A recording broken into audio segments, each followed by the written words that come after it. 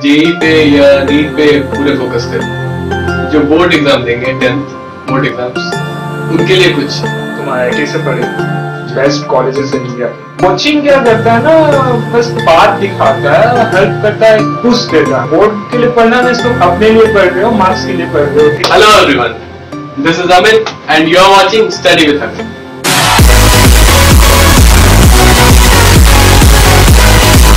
सो आज हमारे साथ राजेश भैया है, जो कि आईआईटी ISM धनबाद से है, और वो हमारे साथ आज कुछ बातें करेंगे और स्टूडेंट्स से related. So welcome to our YouTube channel. Thank you Amit. So हमारे जो व्यूअर्स हैं उनका कुछ क्वेश्चंस हैं कि 12 के बाद आपने क्या क्या किया। 12 के बाद बेसिकली 12 के बाद स्टूडेंट्स के पास 2 चॉइस या 3 चॉइस रह जाते हैं कि फर्स्ट जो कि IIT JEE और NEET, and for civil services and competitive exams. So वो सब है। तो आपने क्या क्या किया 12 के बाद? तो जरूरी नहीं हर किसी को मेडिकल में जाने का इंटरेस्ट हो, और इंजीनियर्स तो जैसे कि भर ही जा रहे हैं, पता ही है कंपटीशन इंजीनियरिंग या IIT JEE में बहुत ज्यादा है। और बाकी जो सरकारी नौकरी या जो सिविल सर्विसेज का बात कर रहे हो तुम, उसमें भी कंपटीशन बहुत ज्यादा है। तो अगर तुम पे कोई प्रेशर नहीं है तो तेरे पास बहुत ऑप्शंस है, बड़ी बहुत ज्यादा ऑप्शंस है, बस तुमको ऑप्शंस के बारे में पता नहीं। जब हम 12th किए तो हमको भी कोई आइडिया नहीं था कि मैं IIT धनबाद जाऊंगा। ठीक, तो एक होता है कि एक तरह से सोचो कि जो कॉलेजेस है, अगर वो तेरा ड्रीम कॉलेज है तो उसको परस्यू करने के लिए अलग अलग तरीके हैं। जैसे तुमको अगर किसी IIT में पढ़ना है तो जरूरी नहीं कि तुम IIT JEE करो और मन मार के इंजीनियरिंग करो तब जाके धनबाद जाओ, ठीक है, या IIT दिल्ली जाओ, IIT बॉम्बे जाओ। तुम अपना ड्रीम परस्यू करो। हमको फिजिक्स पसंद था, मैंने BSc किया फिजिक्स में, उसके बाद MSc के लिए सीधे IIT JEM की एग्जाम दी और रैंक आया, मेरा सिलेक्शन हुआ IIT धनबाद में, और इसी साल मैंने एडमिशन ले लिया। तो स्टूडेंट्स के लिए आप क्या कहना चाहेंगे कि IITM सुनने के बाद जो अंदर से फीलिंग आता है, वो मतलब वो क्या चीज है? वो है, देखो IIT क्या पता है, IIT एक तरह से तुमको एक्सपोजर मिलता है कि तुम IIT से पढ़े हो, बेस्ट कॉलेजेस है इंडिया के, ठीक। लेकिन असल बात है कि तुमको वो चीज पढ़ने का इच्छा है या नहीं, वो भी मैटर करता है, ठीक। तो इंजीनियरिंग करना है तभी जाओ, नहीं तो अगर उसके बाद तुमको साइंस का ही फील्ड में कुछ करना है तो और भी ऑप्शंस है तेरे पास। तुमको बाद में भी IIT मिल जाएगा, बस तुम अपना जो फील्ड है उसमें कांस्टेंट बने रहो। तो और क्या क्या ऑप्शंस है स्टूडेंट्स के पास? स्टूडेंट के पास देखो, अगर तुम सोचो कि 12 दे दी है और उसके बाद तुमको इंजीनियरिंग करने का शौक नहीं है या इच्छा नहीं है, तुमको रेगुलर एक सिंपल BSc करना है, तुमको वही इच्छा है, तुम्हारा कोई भी सब्जेक्ट हो सकता है, जैसे तुम्हारा जो चैनल है कंप्यूटर साइंस को रिलेटेड, प्रोग्रामिंग को रिलेटेड, उससे रिलेटेड तुम्हारा बैचलर इन कंप्यूटर एप्लीकेशन है, bachelor in science in IT है, ठीक है। तुम अलग अलग लैंग्वेजेस के बारे में पढ़ोगे, उसके बाद उसके लिए अलग से एग्जाम होंगे जिसके NIMSET के एग्जाम कहते हैं, ठीक है, वो एग्जाम दोगे। फिर उसके बाद भी तुम MIT में जाके MSc IIT कर सकते हो। तो तुमको फाइनली तुम NIT या IIT अप्रोच कर ही रहे हो, तो कॉलेज के पीछे नहीं, तुम अपने ड्रीम के पीछे जाओ तो एक मिल जाएगा। तो 12 में जैसे 3 सब्जेक्ट्स होते हैं, तो 3 सब्जेक्ट पे स्टूडेंट्स ध्यान नहीं दे पाते हैं, मतलब कि इक्वल ध्यान जो देना चाहिए स्टूडेंट्स को वो नहीं दे पाते हैं। तो उनके लिए कुछ इक्वल ध्यान, मतलब सबके अपने अपने ये रहते हैं, पसंदीदा चीज रहता है। जैसे हमको फिजिक्स था, शुरू से जो फिजिक्स था इंटरेस्ट पे, मतलब फिजिक्स पे जो इंटरेस्ट था वो किसी और सब्जेक्ट में आया ही नहीं, और ऑब्वियसली फिजिक्स में इंटरेस्ट था तो मैथ में भी इंटरेस्ट होना है, क्योंकि फिजिक्स और मैथ इंटीग्रेटेड है, math is just like language. तो हमको थोड़ा सा इंटरेस्ट कम था केमिस्ट्री में, ठीक। तो अगर एक तरह से केमिस्ट्री के बिना भी, और केमिस्ट्री बहुत बड़े, मतलब बहुत बड़ी, अपने में बहुत वास्ट है, हाँ बहुत ज्यादा वास्ट है, उसके बिना तुम नहीं कर सकते हो कुछ भी। तो इंटरेस्ट नहीं है तो हम पढ़ना छोड़ देंगे, ये गलत बात है। बस सोचो कि साइंस में कोई भी चीज ना पार्ट वाइज नहीं है, सारे कॉम्प्लीमेंट्री है। तुमको अगर परस्यू करना है आगे कुछ भी, चाहे तुम केमिस्ट्री का फील्ड में करो, फिजिक्स का फील्ड में करो, मैथ का फील्ड में करो, अभी 10th के बाद तेरे डिवाइड हुए 3 पार्ट्स, ठीक है। फिर तुम एक पर्टिकुलर 3 पार्ट्स में तीनों पार्ट पढ़ना है, फिर 3 पार्ट पढ़ के निकल के एक पर्टिकुलर पाथ चुनना है, ठीक है। उसके बाद अगर तुम उसी फील्ड में बने रहे, वापस से वो 3 पार्ट जुड़ जाएंगे। जैसे मैथ और फिजिक्स तो कभी छूटेगा नहीं हाथ, ठीक है। हम न्यूक्लियर फिजिक्स पढ़ रहे हैं या मॉलिक्यूलर फिजिक्स पढ़ रहे हैं, तो बेसिकली वो एक तरह से फिजिकल जो केमिस्ट्री है, ठीक है, केमिस्ट्री रिलेटेड ही है। न्यूक्लियर फिजिक्स है और केमिस्ट्री में जो हम लोग न्यूक्लियस पढ़ते हैं, क्या अंतर है? उस चीजें सेम ही है, बस देखने का नजरिया अलग है।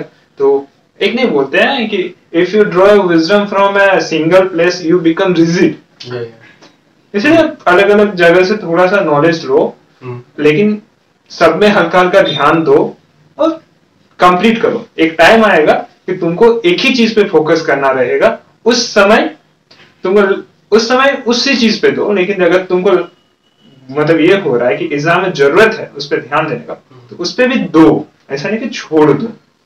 तो जैसा कि देखते हैं जो 12th में स्टूडेंट्स होते हैं वो अपने एकेडमिक्स को छोड़ के मतलब जेई पे या नीट पे पूरे फोकस करते हैं। जेई पे फोकस कर रहे हैं, नीट पे फोकस कर रहे हैं, अल्टीमेटली सब्जेक्ट्स के बारे में जान रहे हैं, ठीक है। बिना सब्जेक्ट्स के बारे में जान के क्या वो एग्जाम निकालेंगे? अगर हमको फिजिक्स के बारे में पढ़ना है तो हम फिजिक्स ही ना पढ़ेंगे, उसके बाद हम कंपटीशन निकाले या कुछ भी करें, अल्टीमेटली पढ़ तो फिजिक्स ही रहे हैं। अब हमको एक ऑसिलेशंस का क्वेश्चंस बनाना है जेई के लिए, उसके लिए भी ऑसिलेशंस पढ़ रहे हैं। बोर्ड में हमको ऑसिलेशंस का डेफिनेशन लिखना, उसके लिए भी हम ऑसिलेशंस ही पढ़ रहे हैं। अल्टीमेटली ऑसिलेशन ही हो रहा है।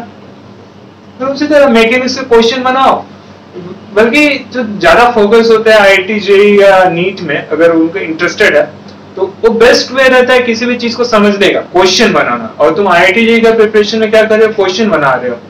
तो अगर तुम नहीं भी आईआईटी जेई का तैयारी कर रहे हो तो उस तरह का थोड़ा सा डेडिकेशन लाओ और क्वेश्चंस बनाओ, तो अच्छी बात है।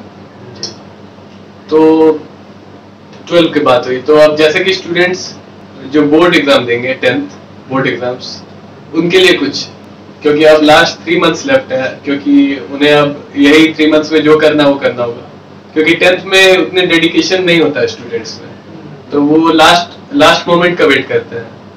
तो लास्ट मोमेंट एक्चुअली हिट कर चुका है, तुम लोग को एक तरह से जो भी मस्ती वाला टाइम था पार हो चुका है। अभी जो बोल रहा तुम डेडिकेशन नहीं है, एक रूल होता है DDD, ठीक है, डेडिकेशन, डिसिप्लिन और डिटर्मिनेशन, उसके बिना कुछ नहीं होगा, लिटरली कुछ नहीं होगा। तो अभी थोड़ा सा पढ़ना स्टार्ट कर दो। और यहाँ पे तो हमको नहीं लगता यहाँ पे सारे सब्जेक्ट इक्वली तुम्हारा इम्पोर्टेंस टाइप में है। इसके बाद थोड़ा सा सब चीज पे ध्यान दो, इसके बाद अलग अलग थोड़ा सा करना।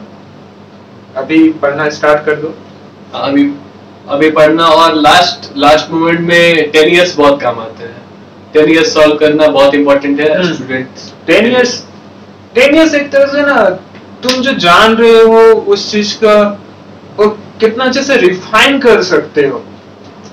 तुम पहली बार उस क्वेश्चन को अटेम्प्ट कर रहे हो और उस क्वेश्चन को 10वीं बार अटेम्प्ट कर रहे हो, तो तुम हर अटेम्प्ट के साथ उस क्वेश्चन को रिफाइन करते हो, उस क्वेश्चन का आंसर को रिफाइन करते हो। तो उसी के लिए ना प्रीवियस ईयर क्वेश्चन बनाना मतलब बहुत नेसेसरी टाइप वाला चीज हो जाता है। और तुम किसी भी क्वेश्चन को पहली बार देखोगे, ठीक है, तो उस क्वेश्चन को लिखने का तरीका सोचना और उस क्वेश्चन को पहले से लिखा हुआ है उस चीज को वापस से लिखना, तो दोनों में अंतर हो जाता है ना। बोर्ड्स के बारे में पैटर्न पता चलता है। हाँ, क्वेश्चंस का पैटर्न, क्वेश्चन का पैटर्न किस टाइप का पैटर्न है, एमसीक्यू कितने हैं, मल्टीपल चॉइस कितने हैं, शॉर्ट आंसर्स, लॉन्ग आंसर्स। तो आपने एक्सपेक्ट किया था कि आपका ISM धनबाद IIT कॉलेज में हो जाएगा एडमिशन? हाँ, मतलब एक तरह से मैंने एक्सपेक्ट किया ही था। मैंने ग्रेजुएशन कंप्लीट किया, ग्रेजुएशन देने के बाद मैंने एग्जाम दिए थे बहुत सारे कॉलेजेस के, पर ऑब्वियसली हमको फेलियर मिला। फिर हमको समझ में आया कि कहाँ हम लैग कर रहे थे, नॉलेज की कहाँ कमी हो रही थी और एक तरह से कि क्वेश्चंस मैंने बनाए नहीं थे, प्रीवियस ईयर क्वेश्चंस नहीं बना दिए थे, कॉन्सेप्ट मालूम था लेकिन कॉन्सेप्ट को यूज करना नहीं आता था, तो मैंने एक साल ड्रॉप किया। किसी भी कोचिंग में इंस्टीट्यूट तो नहीं लिया, पर अपने आप को टाइम दिया, ठीक है। सारे टॉपिक्स जो जो हमको आते थे मैंने उसके क्वेश्चंस बनाए, ठीक है। और जब मैंने एग्जाम दे के निकला तो इतना तो पता था कि आईआईटी बॉम्बे या आईआईटी दिल्ली नहीं, पर किसी भी आईआईटी में तो पक्का होने वाला है, और एनआईटीज तो पक्के ही थे। और एक बहुत बड़ा क्वेश्चन जो कि स्टूडेंट्स अपने कोचिंग पे डिपेंडेंट रहते हैं। हाँ, जो 11-12 के स्टूडेंट्स हैं वो टोटली अपने कोचिंग पे डिपेंडेंट रहते हैं, और लोग सोचते हैं कि कोचिंग के बिना शायद आईआईटी और जेईई क्रैक करना मुश्किल ही है।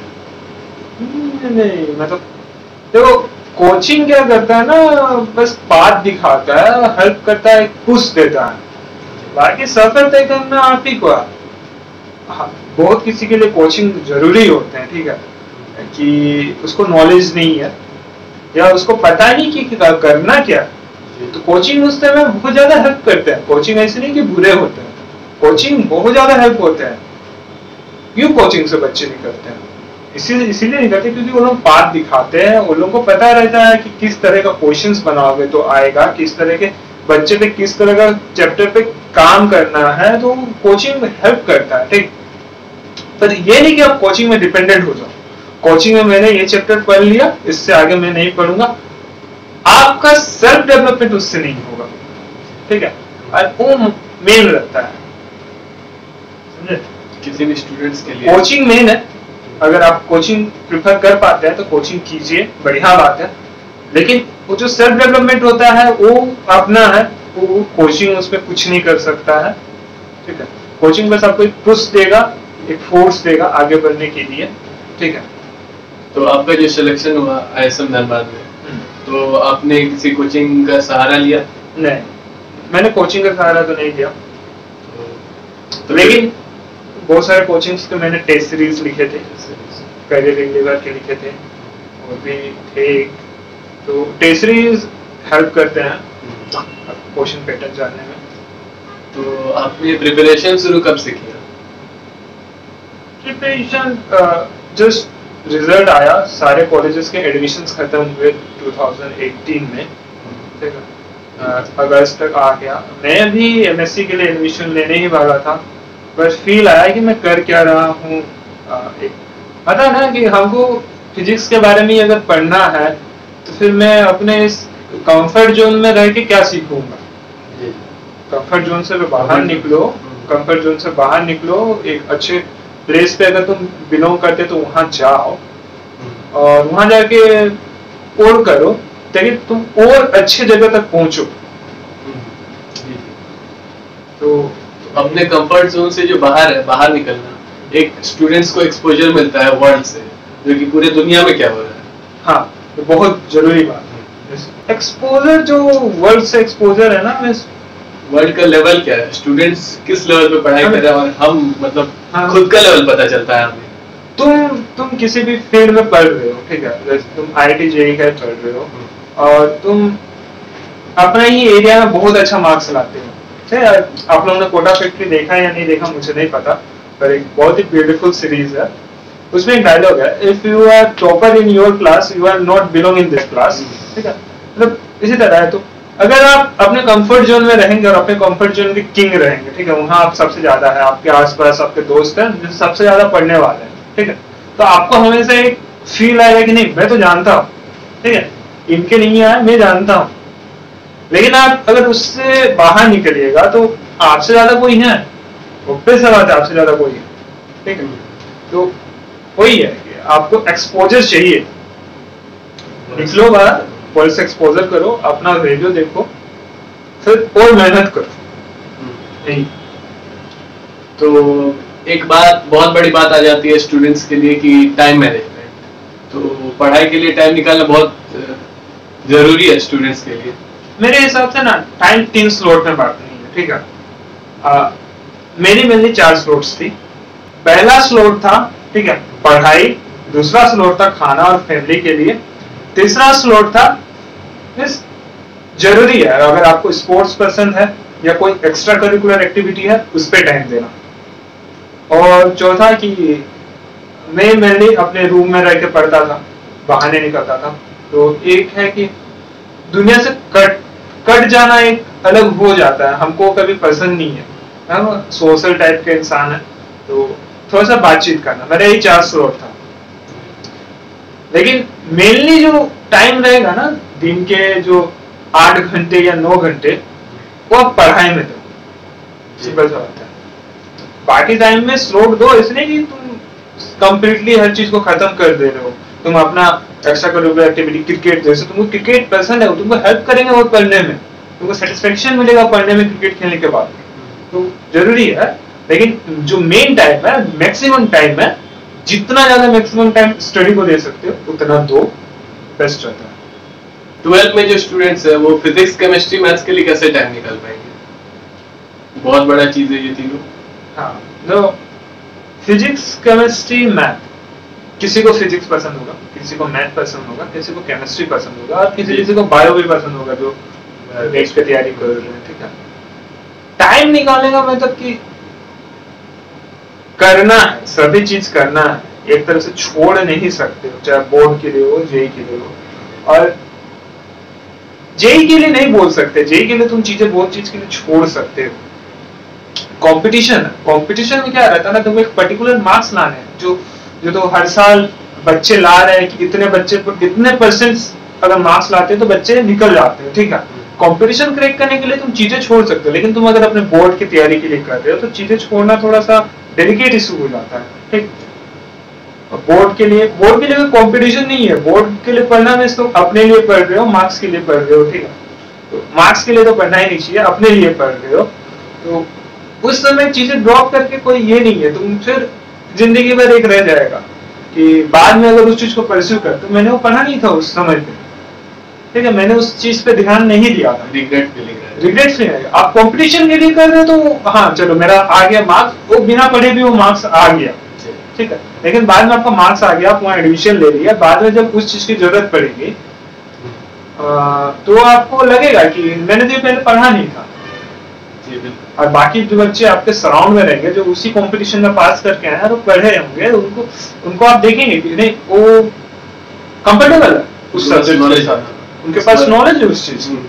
तो ड्रॉप करना कंपटीशन के लिए ठीक है, आपको अगर कोई कंपटीशन क्रैक करना है, पर नॉलेज के लिए या जो आप पढ़ रहे हैं इन फ्यूचर अगर उसी चीज में परस्यू करना है तो उस समय आपको एक हानि रहेगी। तो आपने जैसा कि आईआईटी जेम किया, तो उसमें आपके फैमिली का प्रेशर था या आपने खुद से किया? नहीं, कंप्लीटली कोई प्रेशर नहीं था, मेरा खुद का पूरा चॉइस है। मैंने पापा को कहा पापा मुझे एमएससी नहीं करनी है, पापा ने मुझे पूरा सपोर्ट दिया, मत करो, तुमको जो करना है वो करो। 1 साल ड्रॉप का परमिशन मिला, कोई प्रेशर नहीं, आराम से हुआ, कोई प्रेशर नहीं रहा, खुद से आपने अपना रास्ता निकाला। हाँ, खुद से, कुछ मेरे दोस्तों से, मैं इस चीज में उनका बहुत बड़ा हाथ है, तो बहुत ज्यादा वो लोग से इन्फ्लुएंस हुए थे जब हमको पाथ उठ नहीं मिल रहा था। एक होता है ना भटका हुआ इंसान, वो लोग। तो स्टूडेंट्स जो प्रिपरेशन कर रहे कोई भी एग्जाम के लिए, जैसे 10th 12th आईआईटी जेईई और नीट, तो उनके लिए आप क्या कहना चाहेंगे? उनके लिए यही है कि तुम अगर कंपटीशन का एग्जाम और नॉलेज का जो नहीं, कंपटीशन के लिए जो पढ़ाई होता है या नॉलेज के लिए जो पढ़ाई होता है, दोनों अलग अलग होते हैं, कभी उन दोनों पे कंफ्यूज मत होना, ठीक है। 10th और 12th जो बोर्ड के लिए तुम पढ़ रहे हो उसका स्टडी का तरीका अलग है, और जो आईआईटी जेईई और नीट और किसी भी अलग कंपटीशन के लिए पढ़ रहे हो उसका एक अलग तुम्हारा अलग तरीका है। तो दोनों में कंफ्यूज मत होना, यही बोलेंगे। स्ट्रेटेजी बनाओ कंपटीशन के लिए और नॉलेज गेन करो बोर्ड के लिए। लास्ट में आप स्टूडेंट्स को क्या कहना चाहेंगे, अपना कुछ मैसेज स्टूडेंट के लिए? मैसेज ये है कि तुम बहुत सारे ऑप्शंस है तुम्हारे पास, ठीक है। ऑप्शंस की कमी में कुछ ऐसा चीज मत करना जो कि तुमको पसंद नहीं है, ठीक है, किसी का फोर्स में मत करना। बहुत सारे बच्चों को बहुत सारे ऑप्शंस नहीं पता होते, जैसे हमको नहीं पता थे, हमको फिजिक्स लेके ग्रेजुएशन करने का मन था, पर हमको कभी नहीं पता था कि IIT JEE का एग्जाम देके अगर मैं एडवांस क्वालिफाई करूँ तो मुझे उसी फील्ड में रिसर्च करने का मौका मिलेगा ग्रेजुएशन करने के साथ साथ। DS करते हैं उस चीज को, वो भी अच्छे अच्छे इंस्टीट्यूट से तुमको DS करने का मौका मिलेगा, बैचलर इन साइंस IISER से है, और भी बड़े अच्छे अच्छे इंस्टीट्यूट्स हैं, ठीक है। तो किसी को, हमको तो नहीं पता था कि मैं IIT JEE और एडवांस का एग्जाम देके वहां जा सकता था। मुझे हमेशा ऐसा लगता था IIT JEE और एडवांस का जो भी एग्जाम है वो बेसिकली इंजीनियरिंग के लिए है, तो मैंने कभी उस चीज पे ध्यान ही नहीं दिया। पर अगर मुझे पता रहते हैं ऑप्शंस के बारे में तो शायद मैं भी पढ़ता, और मैं शुरू से अच्छे कॉलेजेस पे जाता, तो अभी जहाँ हूँ शायद उससे भी अच्छा जगह मैं कहीं अभी होता। तो यही है कि हमें कंसिस्टेंट रहना अपने फील्ड में, हमें अपना पूरा कोशिश करना है, और परफेक्शन तो नहीं बट अपना ट्राई पूरा करना है कि परफेक्शन अपना फुल एफर्ट हम किसी फील्ड में लगा सकें। तो इसी के साथ बहुत अच्छा लगा आपसे बात करके। तो यही मोटिव था कि स्टूडेंट्स जाने कि क्या क्या करियर ऑप्शन हो सकते हैं, तो इसलिए ये वीडियो है। सो यदि वीडियो आपको अच्छा लगा तो ज़्यादा से ज़्यादा शेयर करें, सब्सक्राइब करें, और बस यही, लाइक करें, सब्सक्राइब करें, शेयर करें, कमेंट करें कोई डाउट हो तो, और बस यही, इसी के साथ मैं इस वीडियो को समाप्त करता हूँ। थैंक यू, धन्यवाद।